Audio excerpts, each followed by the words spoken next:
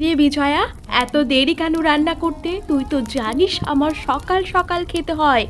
দিদি, আলুর তরকারি আর একটুখানি বস, এক্ষুনি হয়ে যাবে। কি? আলুর তরকারি? রোজ রোজ আলুর তরকারি ভালো লাগে না। রোজ আলুর তরকারি না করে একটু মাছও তো রান্না করতে পারিস নাকি? এ ভগবান, এত সুন্দর রূপবতী কেন যে এই গরিব ঘরে জন্ম দিলে? রোজ রোজ আলু খেয়ে আমার রূপই নষ্ট হয়ে যাচ্ছে। দিদি, কি সব উল্টোপাল্টা কথা বলছিস? হ্যাঁ, মানছি আমাদের একটু কষ্টে দিন কাটছে, কিন্তু তা বলে তুই এভাবে বলতে পারিস না। তুই চুপ কর। রূপ বলে তো তোর কিছুই নেই, সারাদিন ওই উনানের পাশে বসে রান্না করিস, আবার বকছিস। মা, রোজ রোজ আলুর তরকারি খাওয়া যায় না। তুমি কোনো মাছের ব্যবস্থা করো না কেন?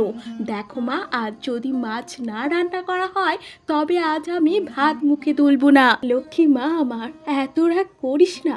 তাছাড়া কাঠ বিক্রি করে ক টাকার বিক্রি হয় বল? আজকের দিনটা আলুর তরকারি দিয়ে খেয়ে নি মা, আমি কাল ঠিকই মাছের ব্যবস্থা করব। দেখো মা, তুমি আর আমাকে মিথ্যে আশা দিও না। আমি জানি মাছ খাওয়া আমার এই কপালে নেই। এর মুখে এমন কথা শুনে মায়ের ভীষণই কষ্ট হয়।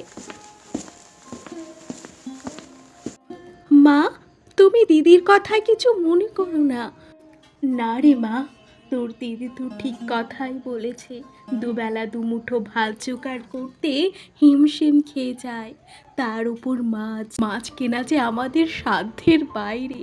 তোর দিদি একদম ঠিক কথা বলেছে রে মা। একটি গ্রামে এক বৃদ্ধ তার দুই মেয়েকে নিয়ে বসবাস করত একটি ছোট্ট কুটিরে। বড় মেয়ে জয়া, সে ছিল ভীষণ অহংকারী ও জেদি। ছোট মেয়ে বিজয়া, সে ছিল খুবই দয়ালু এবং সৎ। সে তার মাকে খুব ভালোবাসতো। তাদের বাবা মারা গেছে বেশ কয়েক বছর আগে। তারপর থেকেই সংসারের সমস্ত দায়িত্ব এসে পড়ে তার মায়ের কাঁধের ওপর। কমলা, বলছিলাম কি যে তোমার মেয়ে দুটো তো ভালোই বড় হলো, তো তাদের জন্য কোনো পাত্র দেখছো না? না, মানে তেমন কোনো ব্যাপার না। আসলে কি বলো তো দিদি, ঘরে দুমুঠো খাবার জোগাড় করতে গিয়ে হিমশিম খাচ্ছি। মেয়েদের বিয়ে তো দিতেই হবে। অনেক পাত্র এসেছিল, কিন্তু পণ ছাড়া কেউ মেয়েদের বিয়ে করতেই রাজি হলো না। দিন আনা দিন খাওয়া আমার, এতগুলো টাকার পণ কি করে দেব বলো দেখি দিদি? আমিও তো চাই মরার আগে মেয়ে দুটোকে যদি একটি ভালো ঘরে দিয়ে দিতে পারতাম, তাহলে মরেও শান্তি পেতাম। কমলা, আমি বলি কি, আমার ছেলের সঙ্গে যদি তোমার বড় মেয়ের বিয়ে দিতে, তাহলে আমি খুব খুশি হতাম। তাছাড়া তুমি তো আমার ছেলেকে দেখেছো, সে দেখতে শুনতে ভালো, কাজও ভালো করে। তাই বলছিলাম তোমার রূপবতী গুণবতী বড় মেয়ের সঙ্গে যদি আমার ছেলের বিয়ে দিতে। না না, আমার কোনো পণের দরকার নেই। আমার শুধু জয়াকেই চাই, সে হবে আমার ঘরের লক্ষ্মী। তারপর জয়ার বিয়ে হয়ে যায় ধনী পরিবারে। সকলেই বেশ খুশি ছিল। জয়া ধনী পরিবারে বিয়ে হওয়ার পর থেকে সে আরও বেশি অহংকারী এবং লোভী হয়ে গেল। অন্যদিকে জয়ার বিয়ে হয়ে যাওয়ার পর থেকে তাদের ঘরে অভাব যেন আঁকড়ে ধরে। কমলা দেবী অসুস্থ হয়ে পড়ে। বিজয়া সে বুঝতে পারছে না এখন তার কি করা উচিত। সে গ্রামে গ্রামে কাজ খুঁজতে থাকে, সারাদিন ঘুরে ঘুরেও সে একটা কাজও পেল না।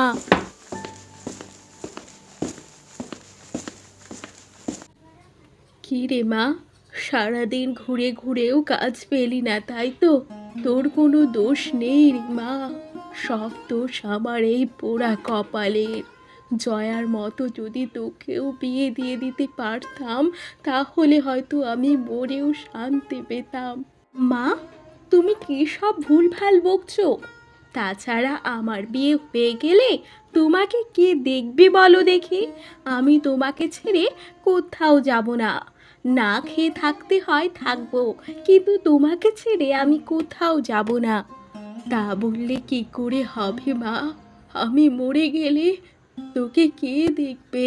তুই তো একদম একা হয়ে যাবি। উফ মা, তুমি একটু চুপ করবে? আমি মরছি আমার জ্বালায় আর তুমি ভুলভাল বকেই যাচ্ছ। মা, আমি ভাবছি কাল দিদির কাছে যাব। আমরা না খেয়ে কোনো মতে চলে যাব, কিন্তু তোমার ওষুধ খুবই দরকার। তাই ভাবছি কাল দিদির কাছে গিয়ে কিছু সাহায্য চাইবো। আমার মনে হয় দিদি আমাকে ফেরাবে না। তাছাড়া দিদির শ্বশুর বাড়ির সবাই খুব ভালো। তুমি কি বলো মা? দেখ, তুই যা ভালো বুঝিস।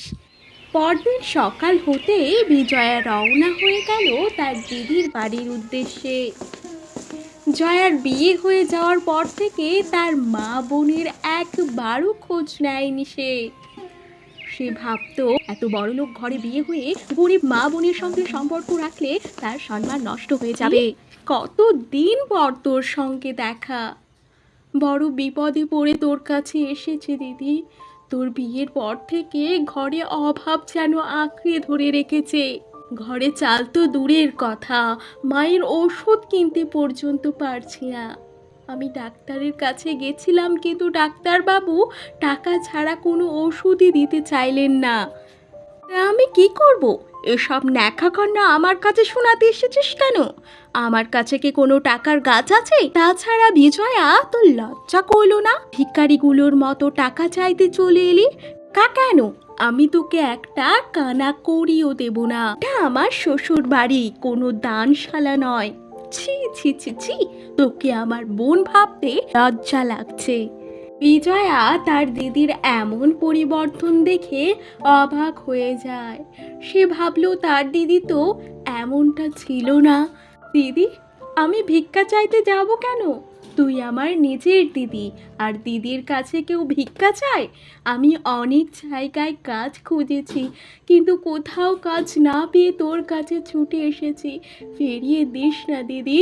আমার জন্য না হোক, তুই মায়ের মুখের দিকে তাকিয়ে কিছু সাহায্য কর। আমি তোকে কথা দিচ্ছি, তোর সব টাকা আমি ফেরত দিয়ে দেব। তুই যতই কাকুতি মিনতি কর না কেন, তোর মতো ভিখারিনীকে আমার চেনা হয়ে গেছে। দিদির শ্বশুর বাড়িতে এসে টাকা চাইতে তোর লজ্জা করলু না? আমি তোকে একটা টাকাও দেব না।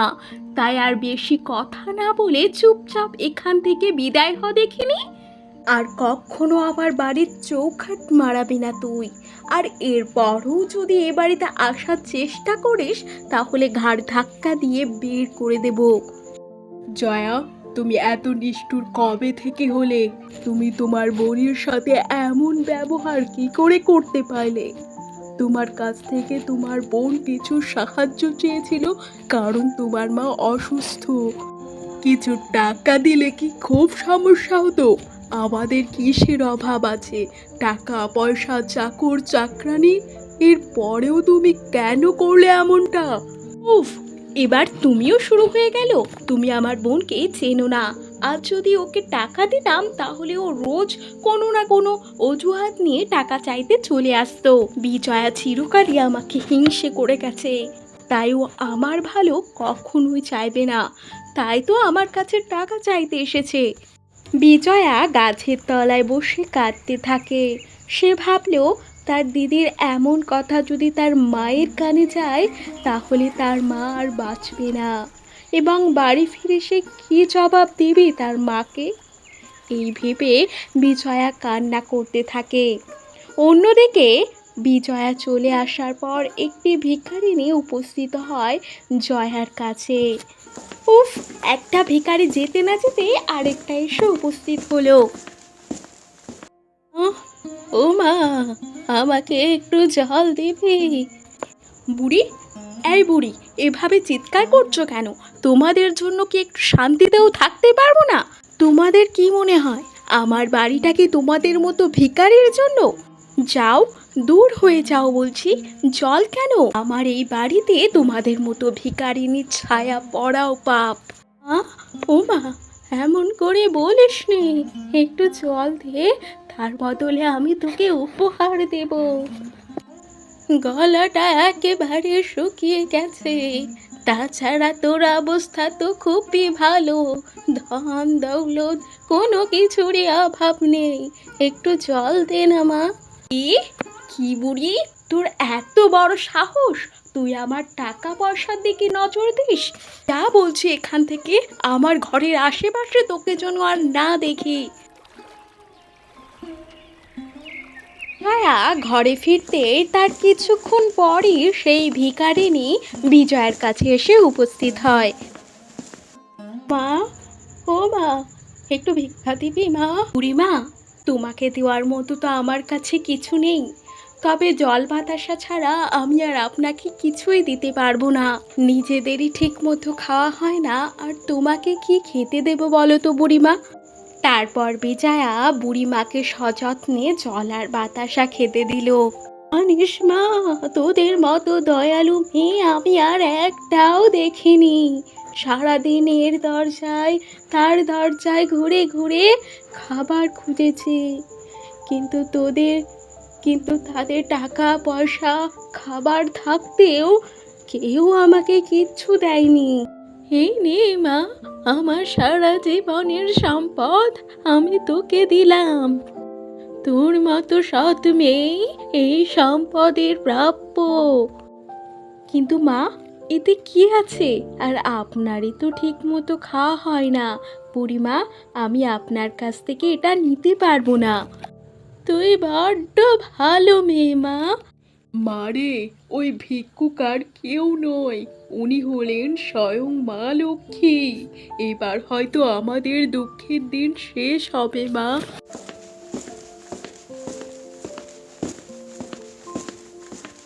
জয়া, তুই এখানে কেন এসেছিস? নিজের ছোট বোনকে অপমানিত করার পর তুই কোন লজ্জায় এখানে এসেছিস? তুই আমার মেয়ে? ছি, তোকে আমার মেয়ে ভাবতে লজ্জা লাগছে। বড়লোক বাড়িতে বিয়ে হয়েছে বলে এত অহংকার? বেরো, আমার চোখের সামনে দিয়ে তুই বেরো। মা, তুমি কেন দিদিকে চলে যেতে বলছো? দিদি কতদিন পর আমাদের বাড়িতে আসলো, আর তুমি? চলে যাব। আচ্ছা বোন, এত সম্পদ এত টাকা পয়সা কি করে পেলি রে বোন? এই তো দুদিন আগেই তুই আমার ঘরে ভিক্ষা করতে গেছিলি, তবে হঠাৎ কি করে এত বড়লোক হয়ে গেলি? আসলে দিদি, এত সবের মূলে আছে ভিখারিনী। এত টাকা পয়সা ঘর বাড়ি সমস্ত কিছুই এক ভিখারিনীর জন্য। সেই ভিখারিনী আমাদের তার সারা বছরের জমানো সঞ্চয় আমাদের দিয়ে গেছে, আর সেগুলো সাধারণ কোনো পয়সা ছিল না, সোনার মোহর। তারপর থেকেই আমাদের আর কোনো কিছুরই অভাব রইল না। সে তো দেখতেই পাচ্ছি। ইস, আমার কপালটাই পোড়া। সেদিন যদি ওই বুড়িকে কিছু খেতে দিতাম, তাহলে হয়তো আজ ওই সোনার মোহর আমার হতো। সব আমার দোষ, আমার। তুমি এখনো পড়ে পড়ে ঘুমোচ্ছ? ওইদিকে আমার বোন ভিখারিনীর কাছ থেকে সমস্ত মোহর নিয়ে বড়লোক হয়ে গেছে, আর তুমি পড়ে পড়ে ঘুমোচ্ছ? ওই মোহর আমার চাই, ওই মোহর আমার। বুড়িমা সবার প্রথমে আমার বাড়ি এসেছিল। মানছি বুড়িমা আগে তোমার ঘরে এসেছিল, কিন্তু তুমি তো বুড়িমাকে কটু কথা বলে তাড়িয়ে দিয়েছো। আর তাছাড়া সোনার মোহর তো তোমার বোন পেয়েছে, এ তো তোমার খুশি হওয়ার কথা। আর আমাদের তো টাকা পয়সার অভাব নেই, তাহলে তুমি এত চিন্তা করছো কেন? করবে তুমি? আজ আমি তোমাকে যেটা বলছি সেটা করো। এক্ষুনি তুমি ওই বুড়িকে আমার সামনে নিয়ে আসবে। কি করে নিয়ে আসবে আমি জানি না, তুমি যে করে হোক ওই বুড়িকে খুঁজে আমার সামনে নিয়ে আসবে। তারপর রাঘব বাধ্য হয়ে ভিখারিনীকে খুঁজতে বেরোলো।